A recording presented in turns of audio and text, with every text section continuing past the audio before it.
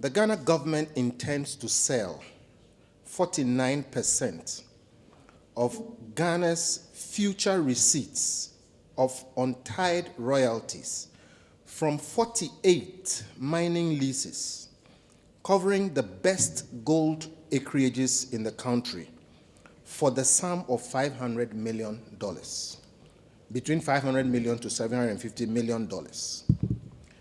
It is important to note that in the last few years, Ghana has exported gold exceeding $6 billion per year. The bulk of the trackable gold comes from these 48 leases. The royalty rate across these mines ranges between 3% to 5%. In 2 years only, the total royalty received amounted to $430 million. That is $200 million in 2020 and $230 million in 2021. Therefore, it stands unconscionable why Ghana seeks $500 to $750 million for half of the royalty streams in perpetuity and diverts the critical resources from the budget and, by extension, development financing into the AGYAPA structure, which is buried in secrecy and domiciled in foreign jurisdictions. Ladies and gentlemen of the media, the Coalition of Civil Society Organizations on Extractive Sector Governance has noted recent announcements by the Minister of Finance to pursue the AGYAPA royalty transaction, which the government was compelled to shelve in the lead up to the 2020 general elections. The announcement may have come as a surprise to many. However, civil society has continuously tracked events around the transaction, including those events not in the public domain.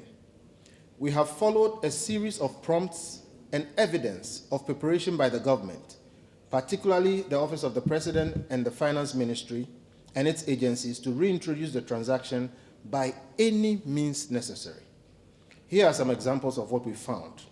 On the 9th of March 2021, the President indicated in his State of the Nation address that government will come back to engage the House on the steps it intends to take on the future of the AGYAPA transaction.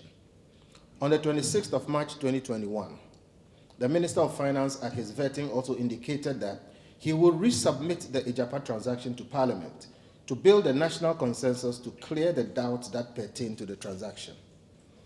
In the natural resource sector in 2021, the Finance Minister used tax revenue, which is in violation of the constitutional requirement for appropriation, to support the acquisition of 7% of Jubilee and 10 oil fields by the GNPC, Ghana National Petroleum Corporation, and decided to hold the assets in the Cayman Islands, which is another tax haven.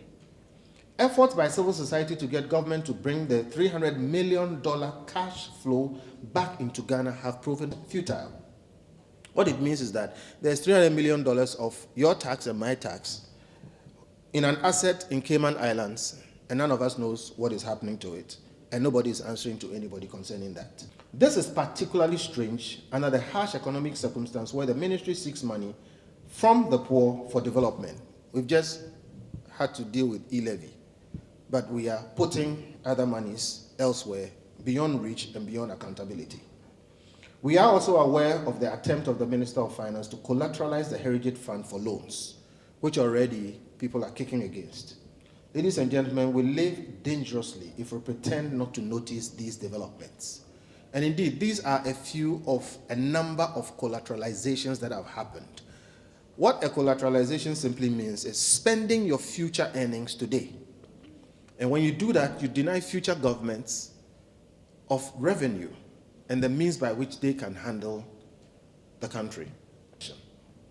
So before the election, the president promised that there will be a broader national consensus.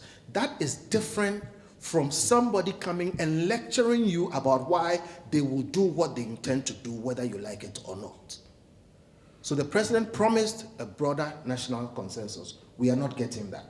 We welcome the invitation to discuss the process of the AGYAPA transaction. However, this coalition will also stay with the substance of the transaction and better explain to the Ghanaian people why we think AGYAPA royalty the AGYAPA royalty transaction is terrible for the country.